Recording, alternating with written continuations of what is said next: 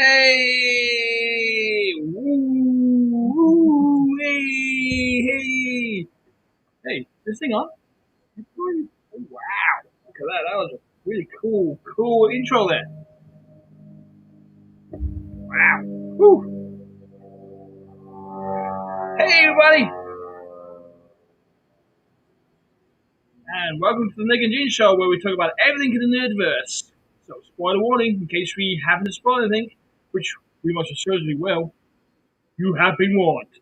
So, that being said, on with the show.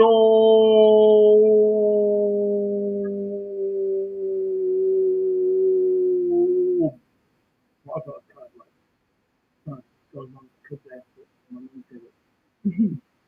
Anyhow, if you got a question or comment or theory to share, please drop it in the comments and we'll do our best to basically get to it and answer that question for you. And I'd like to say hello and welcome to our tens, I say tens of viewers that we have that view this show live and listen to us via our podcast. Just a quick note so you guys know we are coming from you live from the deepest, darkest Essex, Maryland here. So basically, if you hear any shootings, anything going on in the background, this is coming directly into the house. We're going to do our best to ignore it along with all the sirens. And I wish we were kidding when we said that, but we're actually really not. Anyhow, it's 8 p.m. Eastern here on the east coast of the USA. I just realized I said Eastern twice there. And I just want you to know how you can basically watch the Nick and Gene Show. You can watch it live on the YouTube channel at altworldtube.com, or you can watch it on our Altworld Facebook page at facebook.com/altworldstudios. Or if you're on Twitch, just search for the Nick and Gene Show and you'll find us that way. Also, as a reminder, after the show is broadcast live, we basically upload the audio to your favorite podcast channel, which you can search on your favorite podcast provider, or you can watch the recording anytime on our YouTube channel or our Facebook page at the aforementioned URLs. Which I can say again if you like, just for entertainment's sake, altworldtube.com for our YouTube and facebook.com/altworldstudios for our Facebook channel, which basically each video will be posted as we do this live. And that being said, hey everybody! Whew, that was a lot of words. How are you doing today? I'm alright. You alright? Alright? Pressing buttons. Now, Gene's doing all the crazy producing work here, so I can always run my mouth and look like I know what I'm doing, which I actually really don't. Also, you can follow us on Facebook, Twitter, YouTube, Twitch. Any of us are out there I should know about? I know we're on LinkedIn, but nobody follows anybody on LinkedIn unless they really go for it. Oh, yeah, and you can find Twitter. Instagram and Twitter, which I think is Twitter to us. Just look for the Altworld Studios moniker, and you will basically find us on those channels. Whew, this has been a busy week. It's been a very busy week. I'm not quite sure where we should start. Where do you think we should start?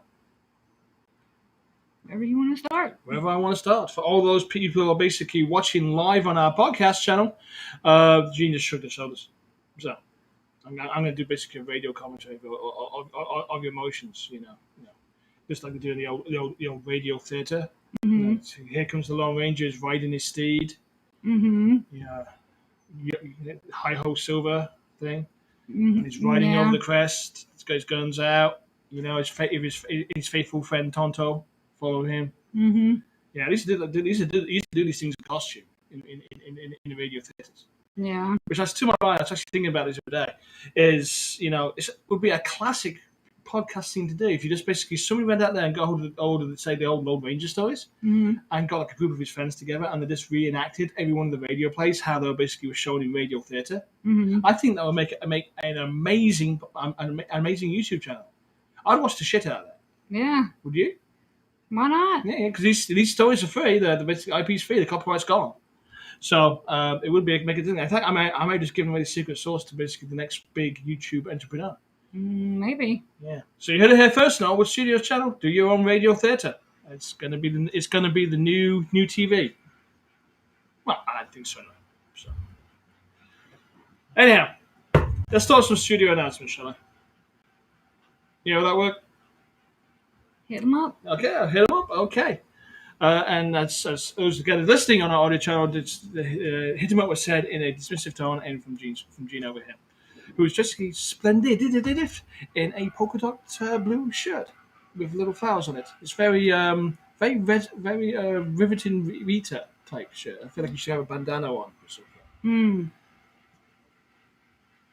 Right. Anyhow, um, well, let's start the obvious thing, right? If you missed us at StellaCon, which I hope some of you guys actually went along and saw last on Saturday, you can actually find us at Free Comic Book Day at Collectors Corner Bel Air on August 14th, starting at 9 a.m. Eastern. That's right. They're going to have a summer in the store. I have been promised they're going to find space for us there. I've got a funny feeling they're going to put us outside the bathroom, but hey, captive audience and all that. So be sure to come by and say hello. Basically pick up some more prints and basically pick up one of our comic books. It is going to be Free Comic Book Day, so it's a good time to basically check out your LCS, a local comic book store.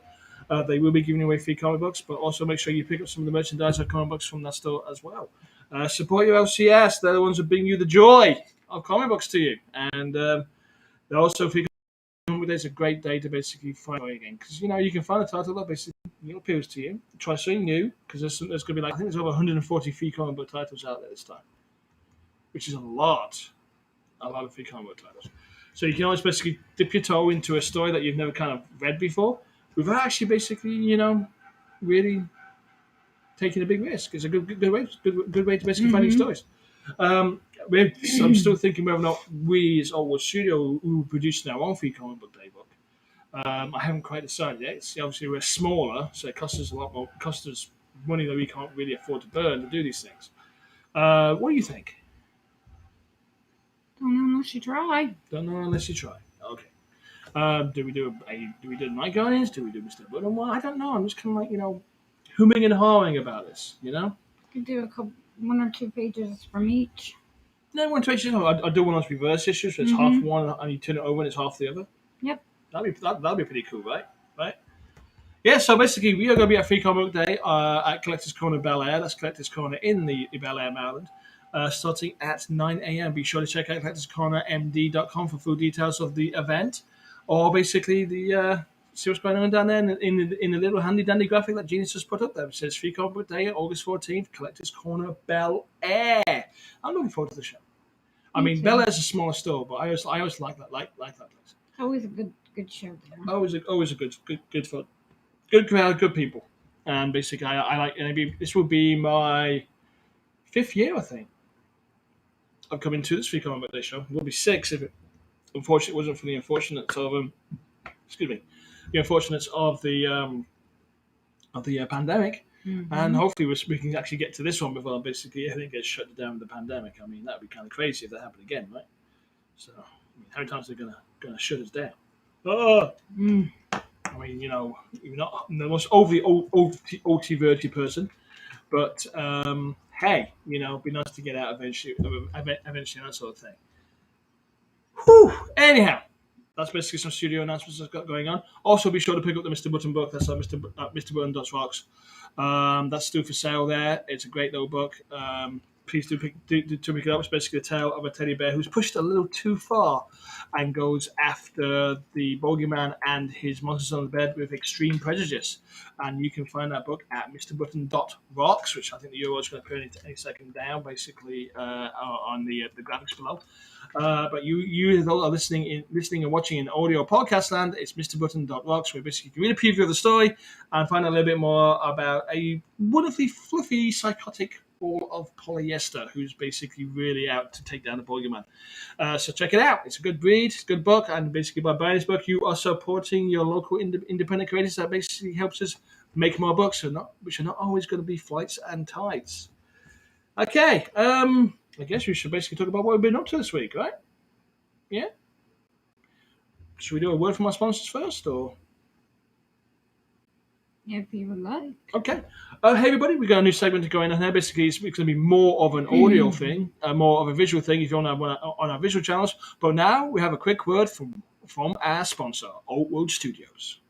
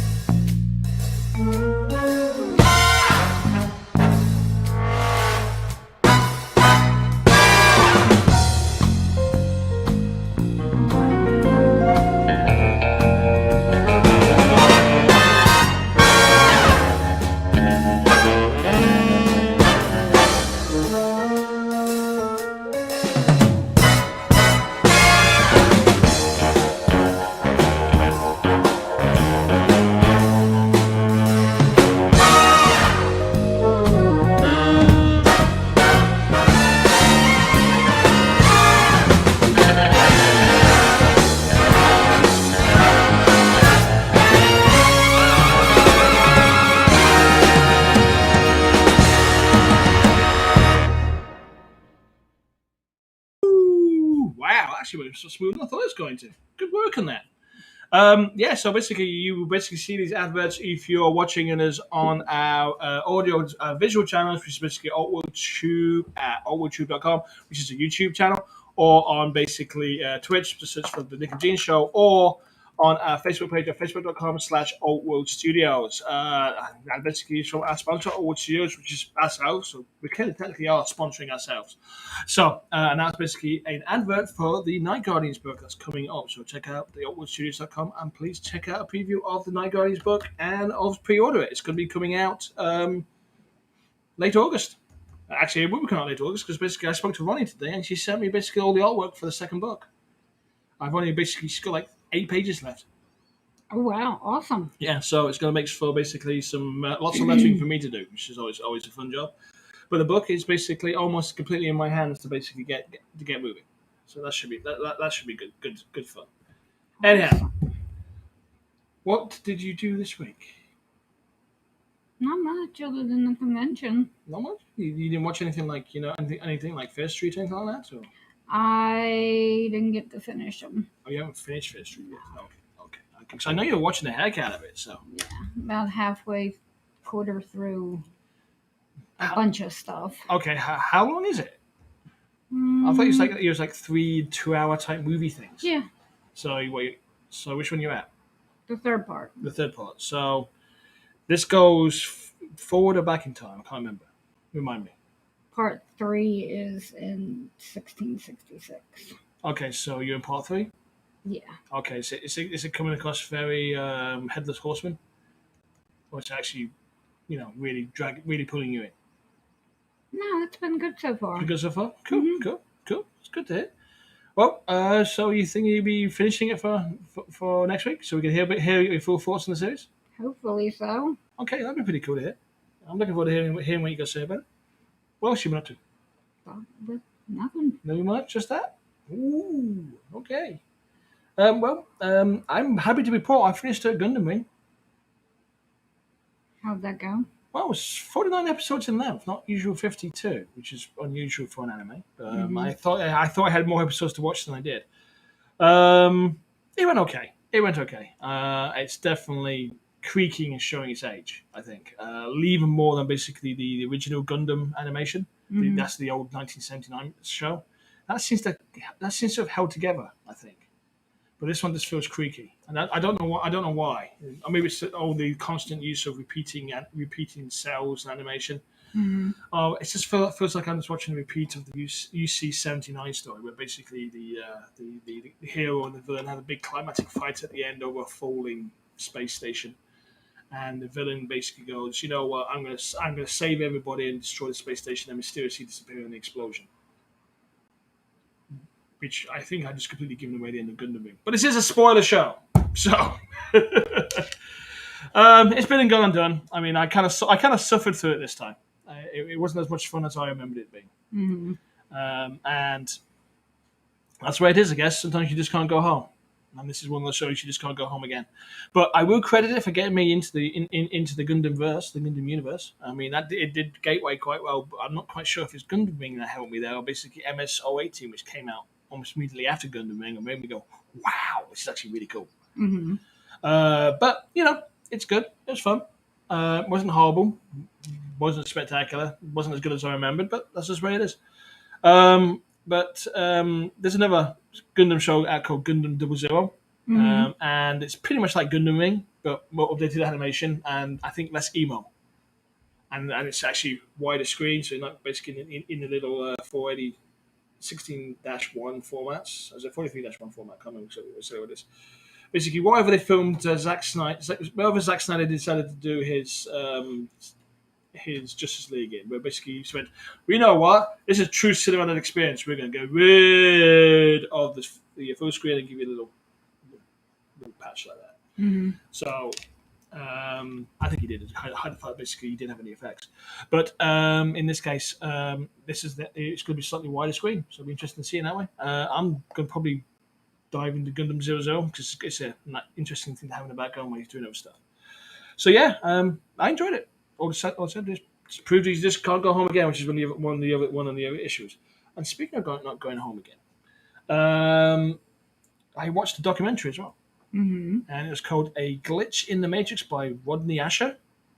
I know you watched some of it as well, because you was over here watching it whilst I was watching it in the main room in the big on the big TV. And it talks about simulation theory. That basically the theory is that we're all living in a computer simulation, that we're all Sims or something. And I've heard this quite a few times. That basically we're just like holographic projections of like light, and basically we give form of it in our minds and that sort of thing. Mm-hmm. And it basically is inspired by the work of Philip K. Dick, who basically wrote "Do Androids Dream of Electric Sheep," which is basically Blade Runner, Mm-hmm. or Total Recall. You might remember that one, the Arnold Schwarzenegger movie. Mm-hmm. Yeah, so it's like that guy who basically has World Lost Stories about basically the perceptions of reality and basically how to feel. Now, all in all, I thought the documentary was okay. The first half was really good. I really enjoyed the first half of it. And it's like you got these people getting all philosophical and talking about it, and these basically, rolling out this like evidence that basically we're living in this simulation and alternative realities. Mm-hmm. And it was interesting in that way, but it kind of fell apart in the second half. They went down a weird rabbit hole of that Joshua Cook. That's the guy who basically killed his parents to prove that he was in the Matrix. Mm-hmm. And I think it's the first use of what they called the Matrix defense, has been used many times since then. Mm-hmm. And to be fair, this Cook kid seemed a little bit, shall we say, he did therapy. I would say the best word. Even way before that, he seemed a pretty disturbed kid. Yeah. And he's like watching like Matrix like 5-6 times a day. I mean, it's a good movie, but 5 or 6 times a day. I mean, I those movies I will watch, sit down and watch when they come on, but that's pretty obsessive. And he basically went out and bought guns, and he dressed like Neo, big black trench coat, that sort of thing. Mm-hmm. And he decided basically he went to his parents' room, picked up the phone, did the whole Neo speech at the Matrix, where basically I'm going to prove to you that this reality is false and that sort of thing. Mm-hmm. And then he goes down into the basement and shoots his parents, and goes back up again, and then goes back down again and shoots his mother in the face just to be certain.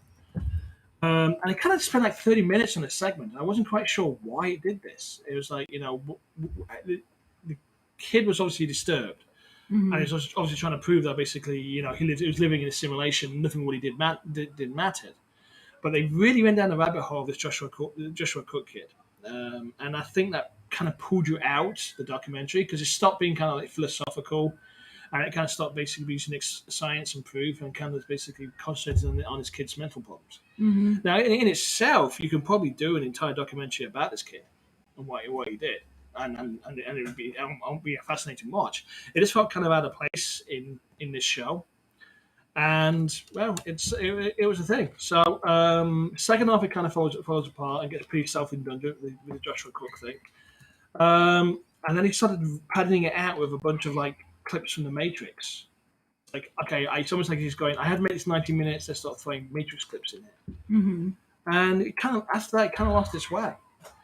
And it lost its luster, and it's what I felt was basically its humor, so to speak. Not with humor as in funny, but basically humor as in direction.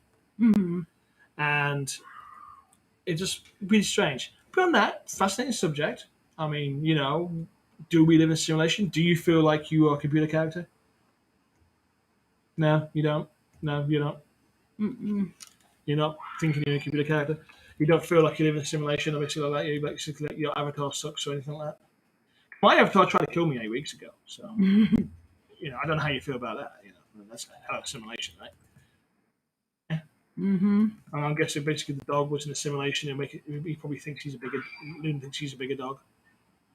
Maybe. Maybe. Okay. Okay. But anyhow, yeah. Sort of that fairly philosophical, then kind of lost its way. That's the best way to describe that. Um. Anyhow, also I watched Space Jam 2. How was that? It was okay. It wasn't terrible. It wasn't best cinema ever. It was just fun. And that's the best way. I think that's the best way to describe it. It was just a lot of fun to watch. It didn't try to be anything other than it was. Mm-hmm. I mean, if you, basically the idea of Space Jam is basically famous basketball player basically teams up with the Looney Tunes to basically defend Earth or save a child from like monsters or something along this way. And it's basically pretty much the same sort of thing. But this time, basically, it stars LeBron James, who basically a big basketball star who's really famous. But I do know his name, but I've never seen the game. But to be fair, I'm not a fan of basketball, so I wouldn't know that much about it anyway.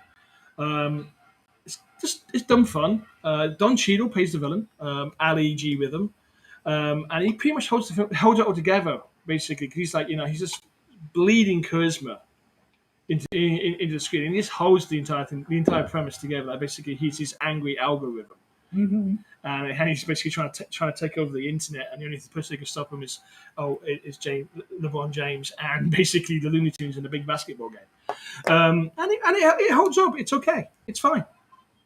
It really does hold up. There's rhyme and reason to all the actions. Mm-hmm. The characters are relatable, even the Looney Tunes to a degree.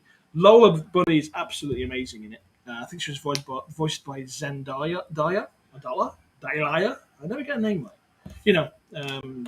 Spider plays Mary Jane in Spider-Man. No, Spider-Man. Yeah. I can never get her name right though, so that's really. I really should.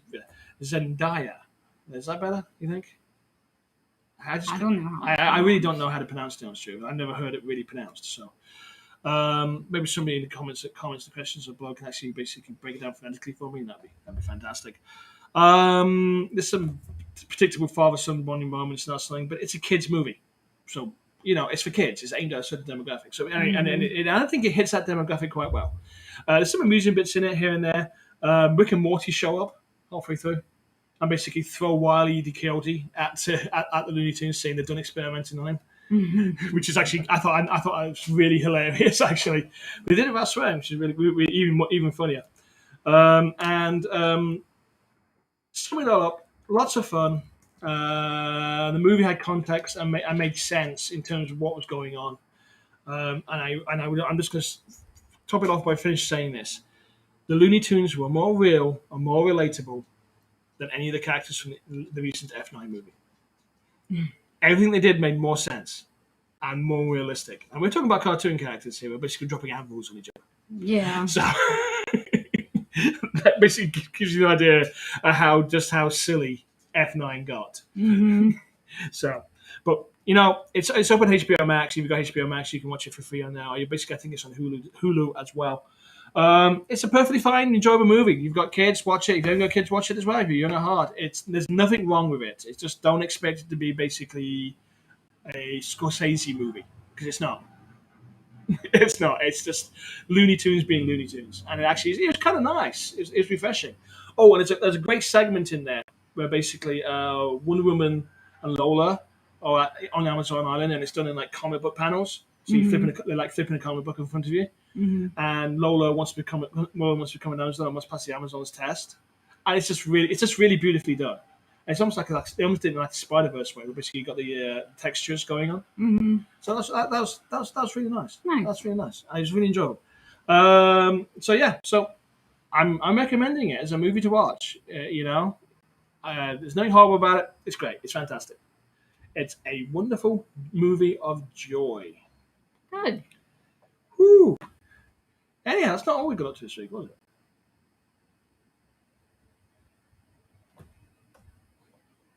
Well, we were at StellaCon.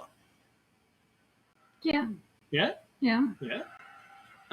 Those of you who don't know, we were at StellaCon on Saturday. That's last Saturday, and we were basically that's our first comic book convention back.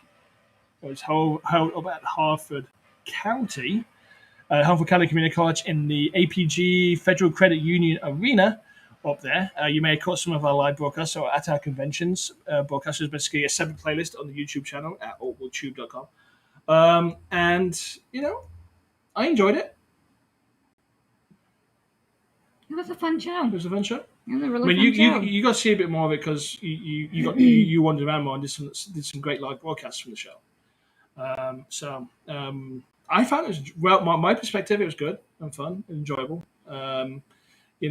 Nice crowd throughout. I thought great first Comic-Con back, which is always a joy, and that's how I felt. What do you think? It was a good first show back after almost 2 years. 18 months, I guess. Yeah. Best guess. Okay. I know you met lots of Lokis on the floor. How many Lokis were there on the floor?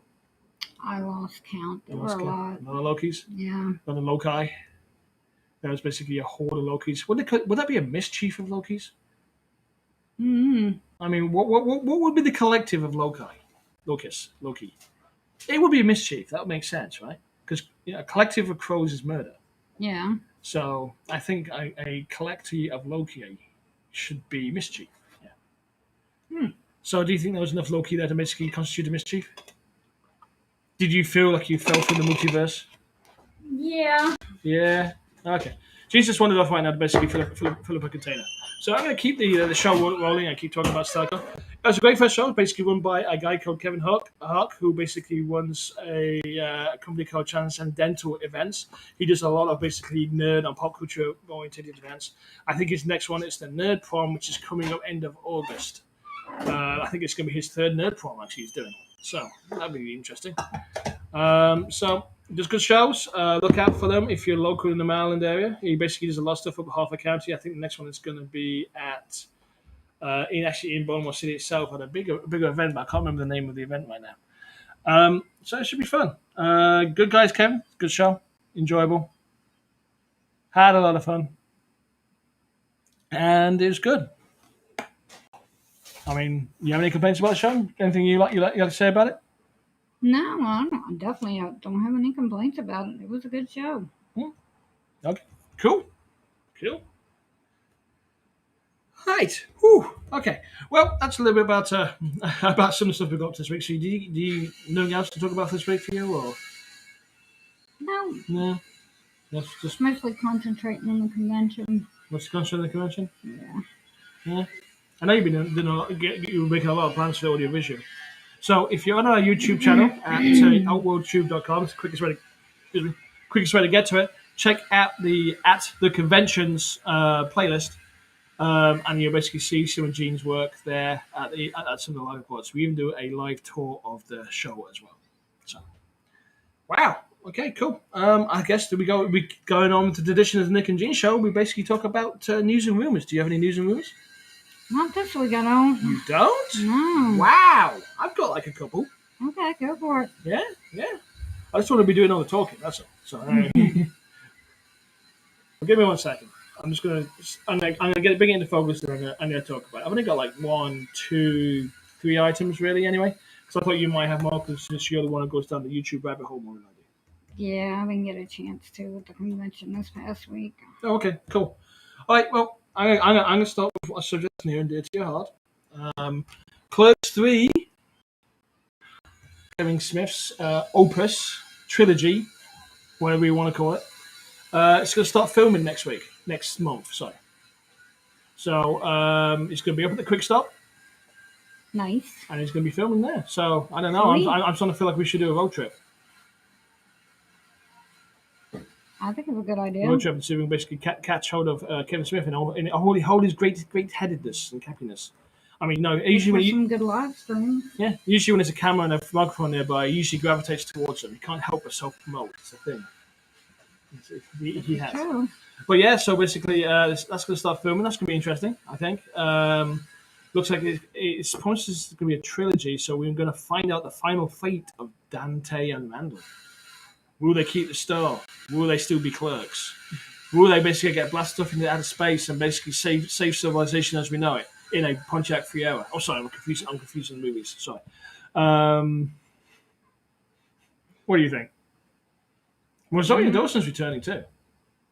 Yeah, I heard. Yeah. So I think it's a possibility that we could be doing a live broadcast from basically the set of the quick stop, until we get thrown off, being anywhere near it. That'd probably be the best guess. Yeah. That'll be fun to do. I think it'd be fun. It'd be interesting to see if we can catch a peak of the production.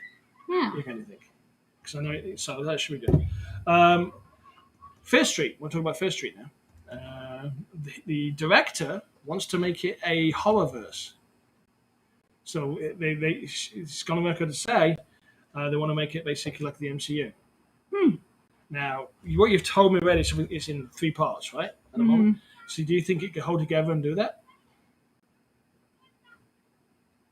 Maybe. Oh, well, maybe. Okay, cool.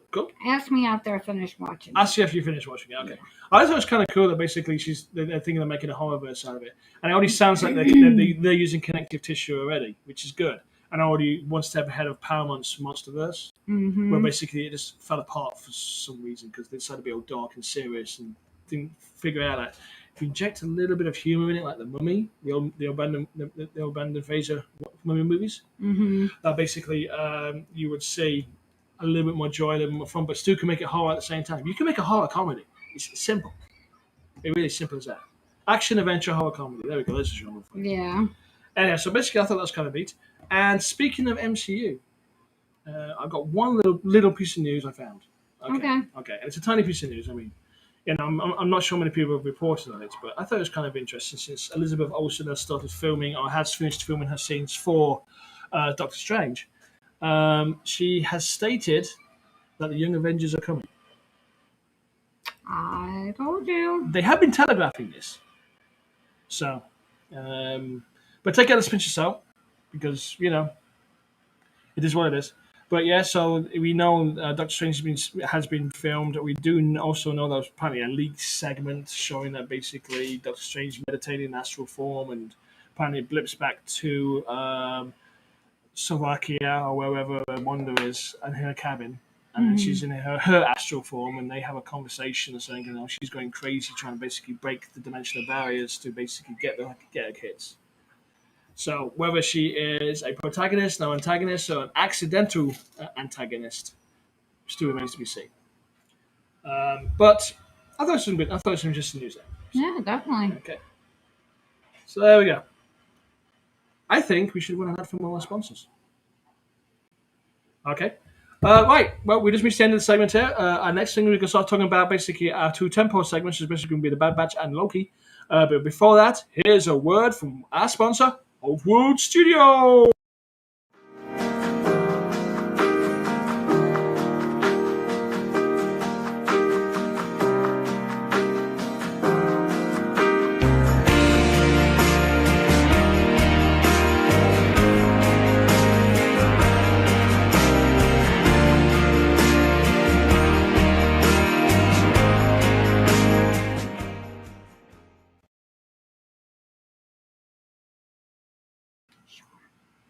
Hey, we're back, and that was basically a quick ad about the Night Guardians book, or the Teddy Bear Tales Night Guardians, which basically you can reach at thenightguardians.com or the teddybears.com or even oldwoodstudios.com. So please go check it out and pick up a book and basically help this show continue. That would be great. Thank you very much. We do appreciate your time and your custom. And thank you very much for our sponsor, Old Studios, which is us. But you know what? Until we pick over sponsors, we are paying for ourselves. So let's make some hay out of that. Whew, okay. Bad Batch. The Bad Batch. The tale of 4 intrepid clones who are basically trying to find their way in the universe with Omega, the little baby clone. Or basically, it's almost like, 4 dads and a baby. Or 4 dads and a little lady. Yeah. Yeah, it's a good way to describe it. Just happens to be in the Star Wars universe. It's kind of like basically part 2 of the Ryloth saga. So it kind of picked up where it left off. Picked up for it's called Rescue on Ryloth. So it could pretty much telling us what's going to happen in it, and it's basically the Bad Batch are basically recruited to basically rescue General Sham and Eleni from the Empire. Now they're basically the parents of Hera Sedani, Saddam, who's basically the pilot of the Ghost from the Rebels. Mm-hmm. So basically, the Bad Batch got recruited into this mission. They're not really. Hunter doesn't really want to get involved because it's a pretty big thing, and Crosshairs is actually on the planet as well. And he doesn't really want to get entangled with the Empire too much because they're still trying to figure out their place Mm-hmm. in the galaxy. And I can understand if you look and say they're kind of pick and choosing their missions, and a lot of their missions are like smash and grabs, that sort of thing. Basically, Yeah. our supply runs, which are safer. But at this point, Omega wants them to basically go in and confront basically an Imperial garrison to rescue two people. And I can understand his reluctance in that, even though he's just like Rambo. You think he'd just go with basically a bow and arrow and take them all out. So we get that. Basically, they start off the mission, and Omega and Hera go off to the refinery with Tech and Echo to basically cause a distraction, whilst Hunter and Wrecker go to the fortress to basically rescue the General Cham and Delaney. Some comedic elements featuring Chopper, the little astromech droid, Mm-hmm. who is a lot more vindictive and meaner than R2D2, to say the least. Yeah. And but seems to be absolutely crap at anything to do with computers, which pretty much tracks with the character. Mm-hmm. One of the interesting things about it is basically we encounter a clone trooper captain called Hauser, who somehow he's having a change of heart about his allegiance to the Empire, which makes me think, is his control chip degrading? And like because the control chip ensures their loyalty, so he should basically be loyal to no matter what. But he seems to be basically getting overruled by his feelings that everything is wrong. So you feel Hauser's feelings, how he's feeling something really wrong. Yeah. And basically, he actually acts on that instinct, which is I thought was kind of interesting. Because Captain Hauser acts on his instinct to basically assist the Bad Batch managed to get away with General Cham and Eleni. And he basically confronts his brothers, or basically his squad, and asks them to join him.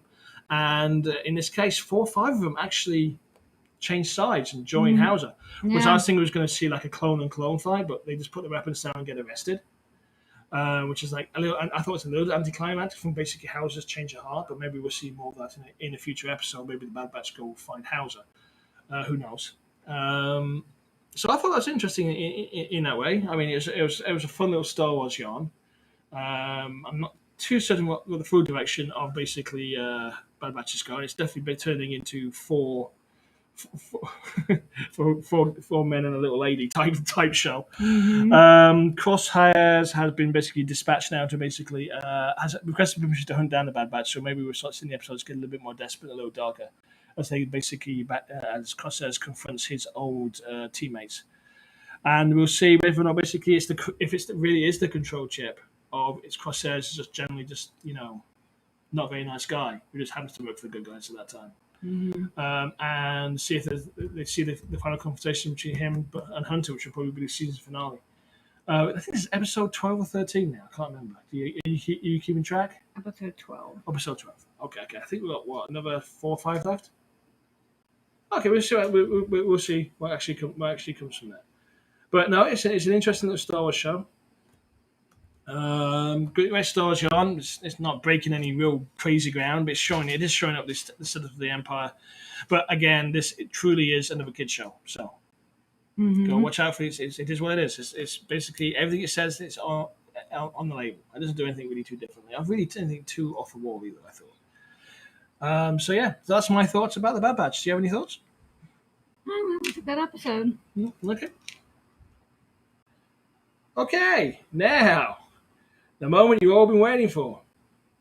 This is the meat of the show. The Loki finale. Should be always fun. Do we have any more sponsors to come up or anything like that, or are we done with them?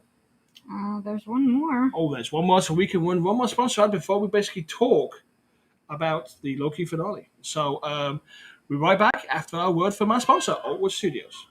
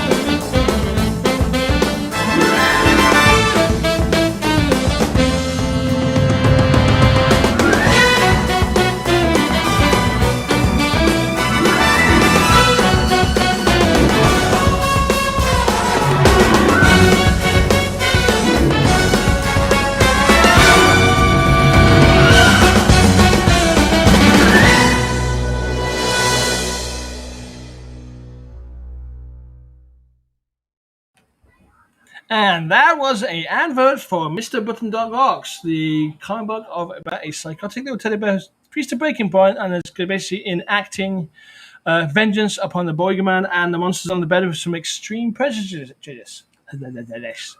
You can check out and preview his book at Mr. Button Rocks. Please do to help us out and help our sponsor, which of course is us because we don't have any sponsors at this moment in time. So all money will flow to us to basically help us create more comic books and basically a better show. It won't be exactly coming from our kitchen counter, so you can see the cats wandering around behind us, something like that. So that's at Mr. Button Rocks. Please check it out. We do appreciate it that you do. Also, you can view the adverts in full on our YouTube channel at altworldtube.com. Even view them inside this recorded segment on Altworlds at our Facebook page at facebook.com/Altworld Studios. I think that's everything right? Yeah? Mm-hmm. Yeah, did I get everything out? Okay. Yeah. Well, I'm seem to be spitting out lots of words here, and I'm kind of like, losing track of where I am. Whew! Okay, let's talk about Loki. Let's talk about Loki. Let's talk about Loki. Wow. Yeah. Spoilers! But we already told you at the start of the show. But spoilers anyway. Yeah. We're at the final. This is the final episode. Did you feel this show could have run a couple more episodes before it got here? Yeah, definitely. And was it me? Did you also feel that basically the last two episodes were kind of rushed, pushing things together? Maybe a little. Yeah, because it felt like basically it's like, oh my god, by the end of the show we're going to talk about the end part of the show. We're going to get to the finale. Mm-hmm. Because that's how it kind of felt a little bit to me. But yeah, this is the big reveal. We finally find out who is behind the TVA, the Time Variance Authority, and it's surprisingly comic bookish. I thought, they didn't give us they didn't throw any real surprises at us, except for basically they debuted a major cinematic villain, but didn't debut as a major cinematic all at the same time. I was not expecting to see what we saw. Were you? No, we were. Nobody was expecting to see what we saw. Yeah. We had all these theories that is, but we thought it could be. We did actually say yes, and I will point this out now. We were half right when we said we think Immortus is going to turn up, right? Mm-hmm. And that's what we said. We thought Immortus was going to turn up, but then we dismissed it by saying there's no way they're going to introduce a major character like that in basically the Disney Plus show, because you have no emotional connection to it. Yeah. So our theory was basically Loki and Sylvie were going to turn on each other, which they kind of do a little bit. Mm. And it's going to be a big betrayal, which it kind of still was a kind of betrayal, but it wasn't what we thought it was going to be. Mm-hmm. And it's just the big villain was either going to be Sylvie or Loki. And they kind of both turned into the villains. Sylvie definitely got a bit more villainous, I think, but within context of what she was feeling. Yeah. So we're kind of half right there as well. So we go back in time and go. I think our predictions in our last podcast were halfway there, which I can give us. I don't think we were too far off. I don't think we're too far off. I think we were pretty much on the game. We got it right to a certain degree. Where do we start? I mean, do you want me to start doing a rundown of the show and you can jump in? Good. Okay. Again, where do we start? The show pretty much starts and we're basically zooming into basically the citadel at the end of time. It's basically on a big wrecked planet, and we see the timeline around it, and it's white and it's clean and it's crisp, right? And it's flowing with energy, and it always seems to be going the right way, and it looks pure and beautiful and managed and all that kind of fun stuff. And we zoom into that, and we see it's going around in a circle, which I thought was kind of interesting as well. And we zoom into that, and we basically keep zooming in until basically we finally see Loki and Sylvie hand in hand walking towards the castle. Mm-hmm. And they get to the castle door, and in old true traditional creepy castle tropes, the door opens for them. Mm-hmm. You cannot have a creepy castle in a creepy castle movie and basically not have the door open automatically. It's a thing. It really is a thing. So they basically look at each other before stepping through the threshold, and they basically step into the threshold, and who greets them? Well, Miss Minutes greets them. and Miss Minutes gets really creepy, and I thought a little nasty too. And it's sort of like and old tributes to Tara Strong and her her voice acting here because she's not seeing what's going on. I think she sees like a sort of rough of them acting two prompted lines, and then she filled in the gaps. So all props to Tara Strong to basically giving this character this much pathos, just using her voice alone. I guess this is why she's a famous voice actor, Yeah, right? she's good at what she does. She's really good at what she does, but you really see why she's really good at what she does in this episode. So the greeted by Miss Minutes. He goes, "Hey y'all, you can do a much better one than I can, but you're not going to. Go, please, just do one, do one. Come on, just one. You from the South, you can do it better than me. No, I have to practice. you have to practice. You can't do a hey y'all. No, I have to practice it first. okay. Well, you're literally from North Carolina. You should better do it much better. It should be a natural thing for you. Yeah, but I have to get into the. Okay. But anyway, so basically, she explains to Loki and Sylvie that basically they can have everything they've ever wanted, and he who remains will set it up for them. All they have to do is basically leave, basically, and agree to the terms and leave. And Loki will basically be the king of Asgard and rule it forever, and Sylvie will get to basically live her life at whatever her variant decision was. And basically, he who remains will make it happen. And she refers to him as he who remains. And they, of course, refuse the deal because they want to see who it is they're coming for. Loki's so naturally curious. I kind of expect them to basically, do that anyway. And with Loki's as well, if they're going to take the deal, then they take the deal from the highest possible person they probably can against. It's like an inflated sense of importance. So they refuse the deal and they go further into the Citadel, leaving Miss Minutes behind. Now, I did read somewhere that basically Miss Minutes and Loki were supposed to fight. So I'm just trying to imagine how that fight would happen. Would she be a slapsticky type affair, or like a Elwood Finley swordy thing, or I don't know. you know? Can he just walk right through her? Well, no, because I guess she becomes solid or something. I guess, or she becomes like gigantic Miss Minutes. Maybe. That would be interesting to see. Yeah. Well, I thought that was kind of an interesting fact. So anyhow, as Sylvie and Loki push deeper into the Citadel, we cut back to the TVA and we basically find Ravona's asking Miss Minutes what's taking her so long. And Miss Minutes appears and goes, she couldn't find what she was looking for, but he has this file for you, which he thinks you will find useful. And Miss Minutes gives Ravonna this file, who starts looking at it on a time pass with this like huge shocked expression on her face, and Miss Minutes disappears. Also, while she's reading the file, she actually looks over and looks at the stain on the table where Moby's glass was. Looks like she's missing him being there, like he was like something to talk to, and she really did see him as a friend, even though she did try to kill him. But it's Marvel, and relationships are complicated in Marvel. And then basically we cut back to the Citadel, and Sylvie and Loki are still walking through it, and we get to a chamber that has 4 statues in it. But one statue is smashed to pieces, and it's on the ground. And there's a little like Loki checks the dust on the statue, and it looks like it's been there for. This has happened a very, very long time ago. Do we know who the fourth guy is at all, or not? I don't think we do know. Nobody really knows. No. But given the revelations we hear later on, do we think it's another aspect of him? Could be. Okay.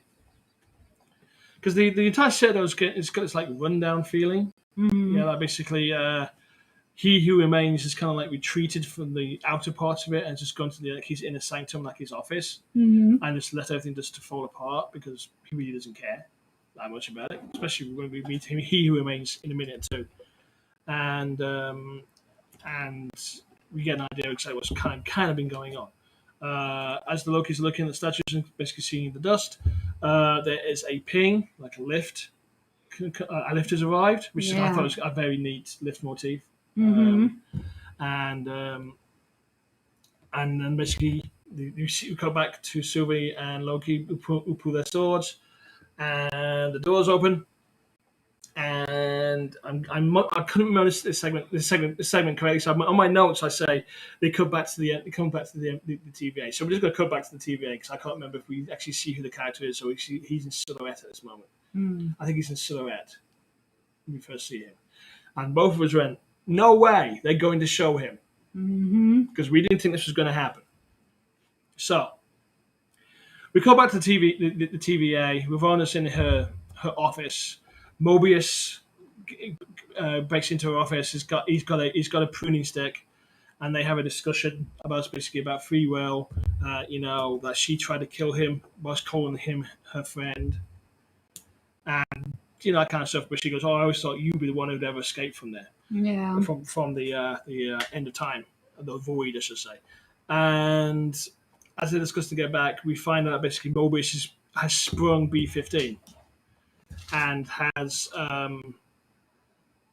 sent her on a mission to basically find Ravonna Prime. It's the best way to describe it, I think. Location. So basically, he can prove to the Minutemen that are following B-15 that Ravonna is a variant, and they're all variants. And they've all been lied to. And they've all been lied to. And basically, Mobius uses like a proof of concept. Like, hey, she exists, but she's here, and that kind of thing. But we don't see much more of that scene apart from the Minutemen bumping into Ravonna, which we find out that she's actually a school teacher or a school principal, which apparently is a theory. Yeah. And we cut back to basically Ravonna and Mobius. The discussion gets heated. They get into a fight. Ravonna, who's been a hunter, easily overpowers Mobius and knocks him to the ground. And then basically she picks up her time pad, opens a time door, and Mobius on the ground asks her, "Where are you going?" And she goes, "To claim free will." And she walks to the doorway and disappears.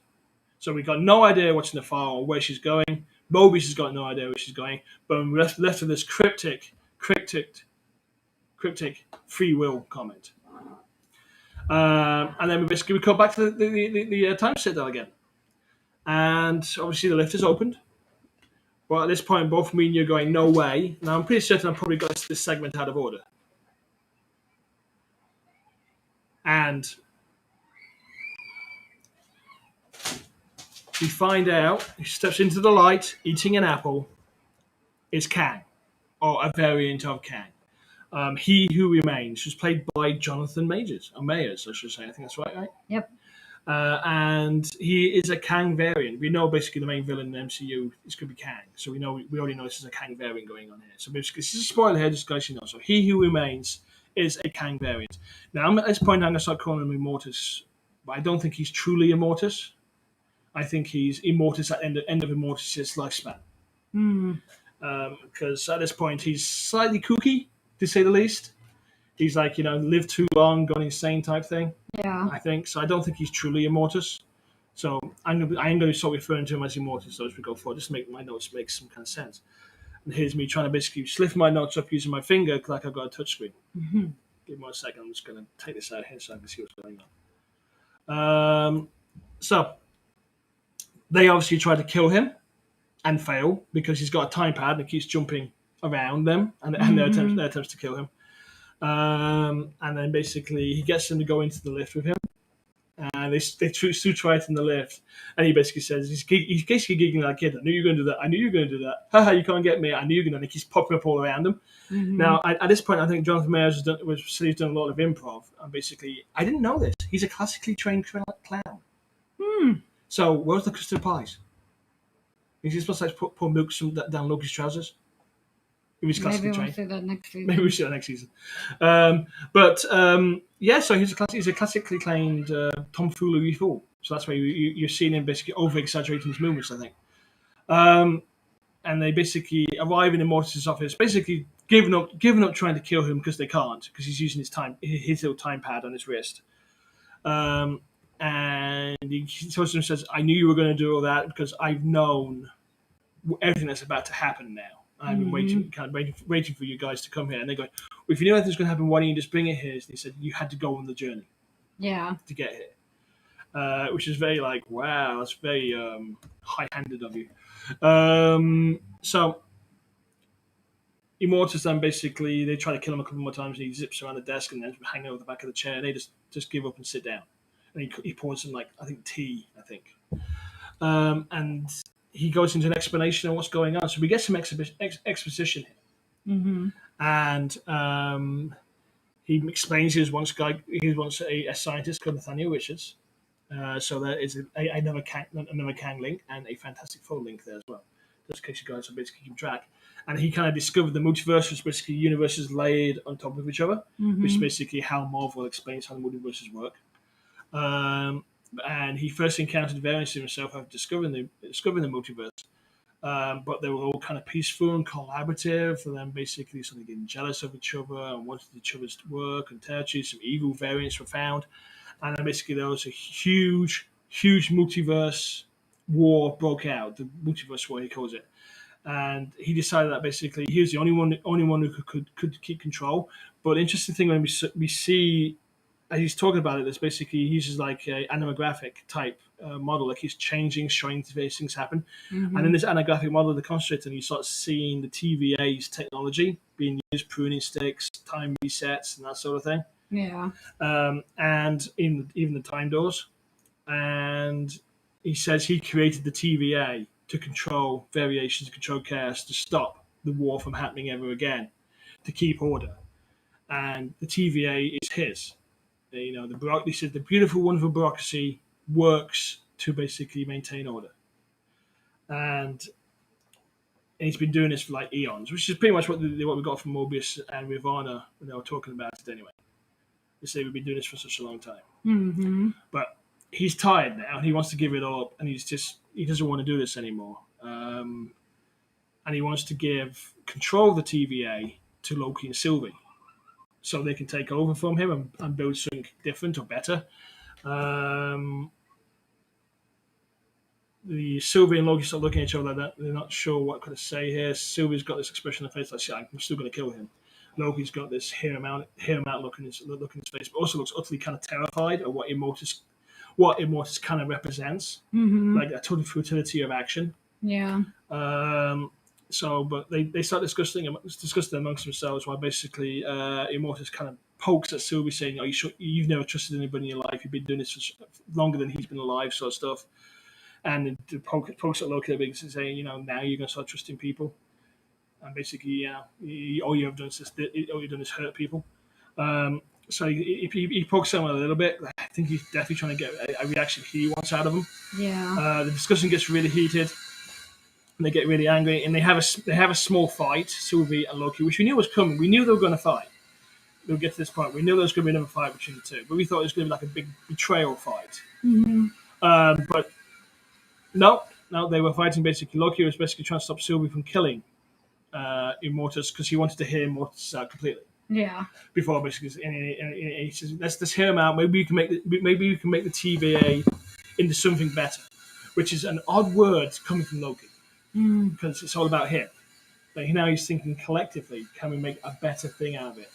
And it's like he's horrified that his entire glorious purpose, it has been pre-planned that he has no free will. And I think with Loki, that's a horror show for him. That he thinks at this point, all the actions he's ever done, all the chaos he's created, all the people that he has hurt, it's all because he wanted to. Mm-hmm. Nobody tells the Prince of Mischief what to do. Mm-hmm. Nobody pulls the strings of the master manipulator. Yeah. And I think that's why he's really terrified about Immortus. Because all along, Immortus has been pulling his strings. Mm-hmm. But something happens as they're having this argument discussion thing. Like they pass through an event horizon, and Immortus' expression changes. And you're like, oh, it's finally here. And the light changes and it's a rumble and something. Yeah. And we cut outside and we start seeing the timeline fracturing a little bit. It's gone from a perfect circle to those little branches that start coming out. Mm-hmm. And I don't know if anybody can actually hear it, but just outside the house, somebody's grinding metal. Hoping it's not coming on a mic. I know I kind of broke the tone here, but it's just kind of like that's weird. What's going on? It's middle of the night. It's dark outside. Maybe they're making spears to basically come take us down, flaming torches and Maybe. pitchforks. Anyhow, they pass to an event horizon type thing, and Mortis' expression changes. He's gone as supreme confidence that he has. Instead, he looks a little scared and a little worried, and he goes, "I don't know. We've passed that point." Mm-hmm. And he explains, "At this point forward, I don't know what's going to happen.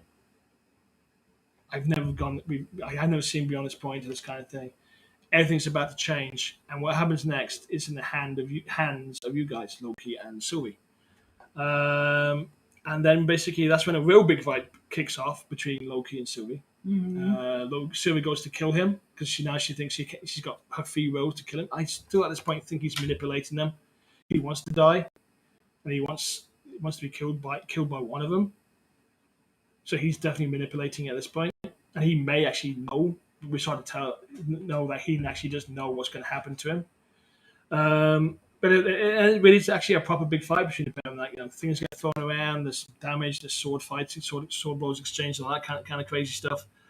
And then it stops for a second. It's Loki and Sylvie are face to face, and Loki goes, "All I want to do is basically keep you safe." Yeah.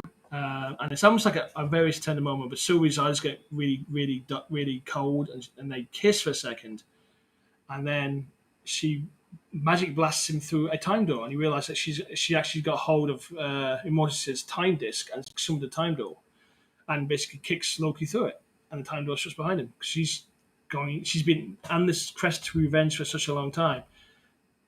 She has to complete what she's doing. And she's left alone with Immortus, and Loki punches the time door and finds himself in the TVA. Mm-hmm. At least we think it's the TVA, and I'm going to leave that hanging for a second. We cut back to the time Citadel. Sylvie talks about basically some of the stuff, knocks the desk out of the way. Jonathan Myers sits like holding onto the arms of his chair. He knows he's about to die. And the outside, we've seen the timelines really fracturing up now. It's like the branches are splitting into smaller branches, into little tributaries, and it's basically it's just broken. Everything has finally broken. Mm-hmm. And she kills him, stabs him through the chest, and his last words he says is, "I'll be back. See you again soon." Yep. Because he knows a variation of him. Now he's dead. The variants are coming back, and a version of him is going to come either claim the Citadel in the time, claim the TVA. He just knows this is going to happen then. Mm-hmm. And then basically that scene ends with Sylvie staggering back and forth and basically sitting down hard on the ground, looking at Immortus' dead body. At this point, she's taken her revenge. Her long mission, which she said she's been at since before even Loki was born, and Loki's about 2,000 years old, is over. Yep. And I don't think she knows what to do now. She has no idea what to do or what to expect. And I think she's hit that point. What do I do now?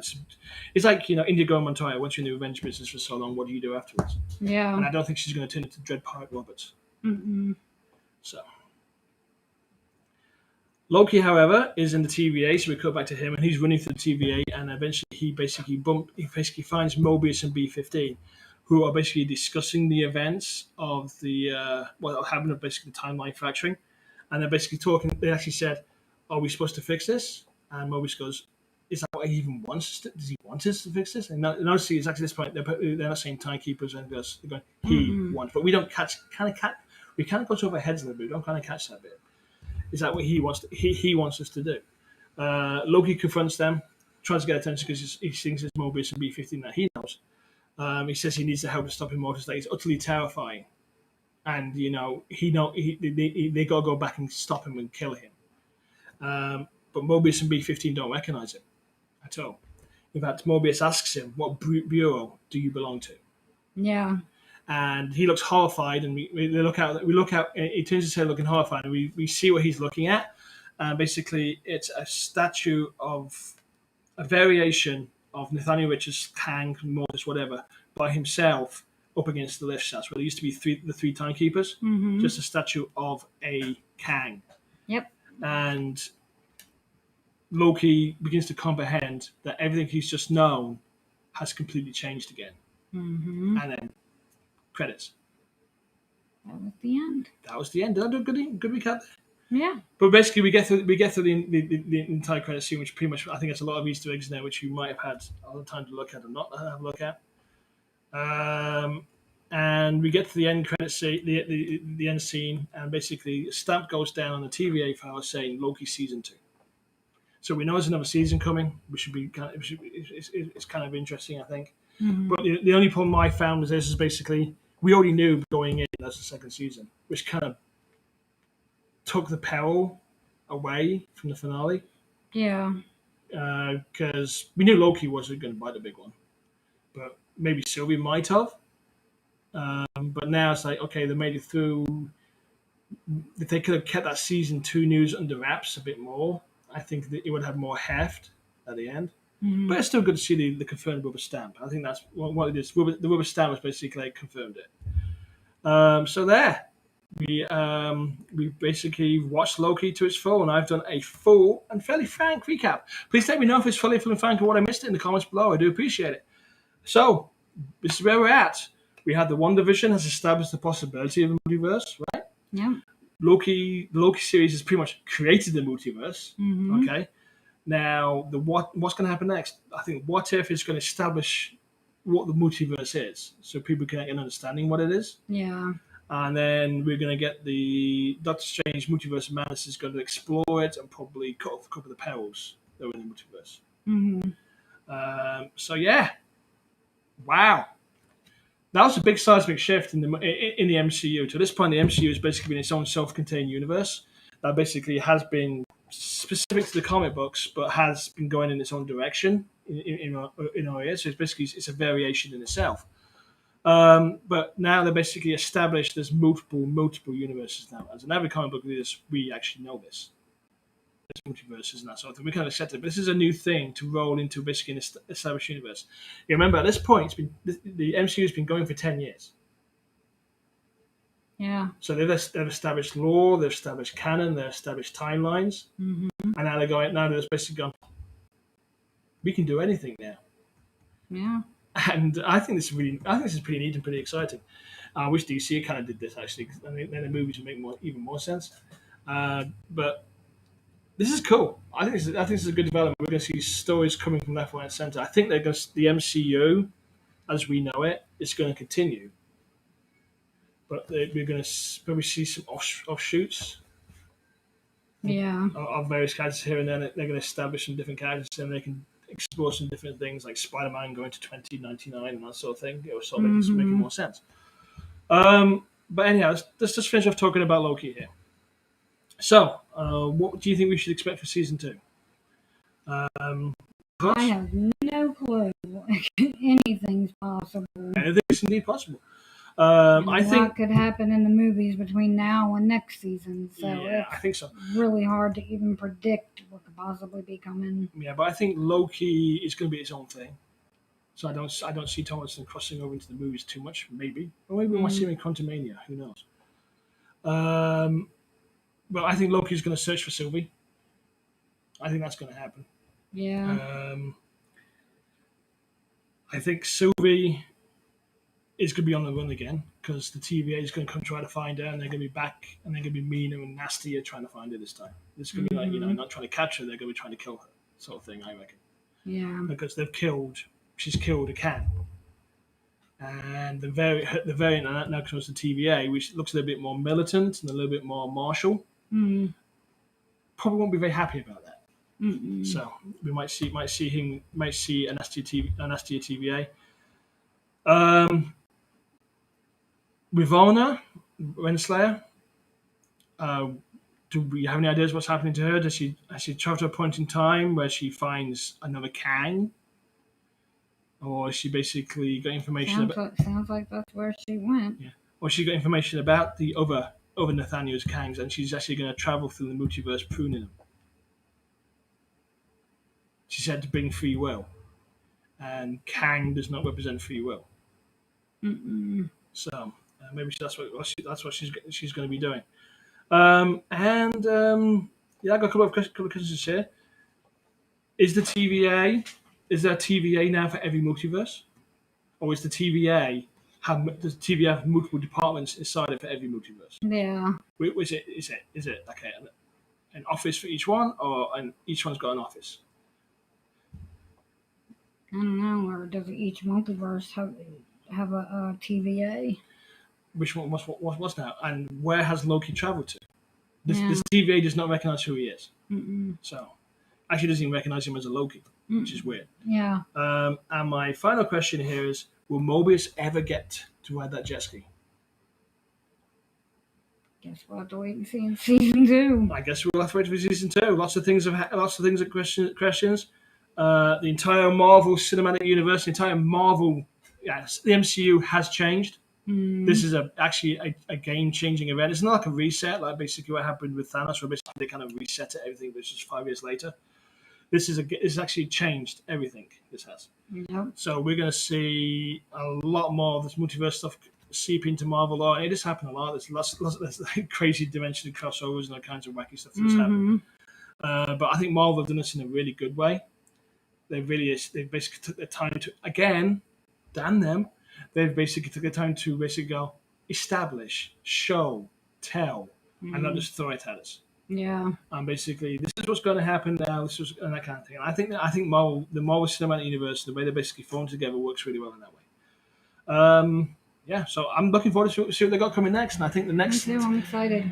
the next next Marvel event is What If, I believe. Yes, August 11th. We obviously will be following and breaking it down here in the Nick and Gene show.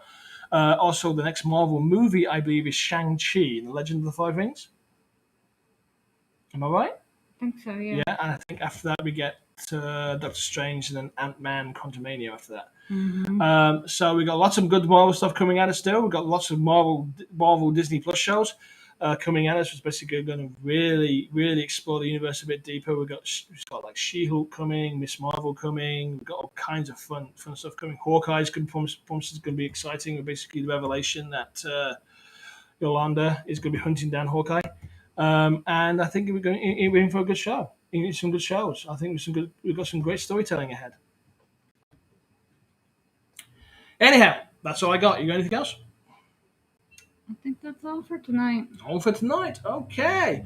Well, I want to once again thank our tens of listeners for listening. Don't forget to check out our sponsor, Oldwood Studios, the home of the Night Guardians. And take care, and you will have fun now. And that's all this week, nerdlings. If you enjoy our nerdly ramblings, then please be a peach and make sure to like and subscribe. You'll also find the Nick and Gene Show wherever you digest your podcasts. So just search for us in your favorite podcast channel, and be sure to leave a kind review and a couple of stars up photos. It's always appreciated. This has been an Oldwood Studio production. You all take care now. Bye bye.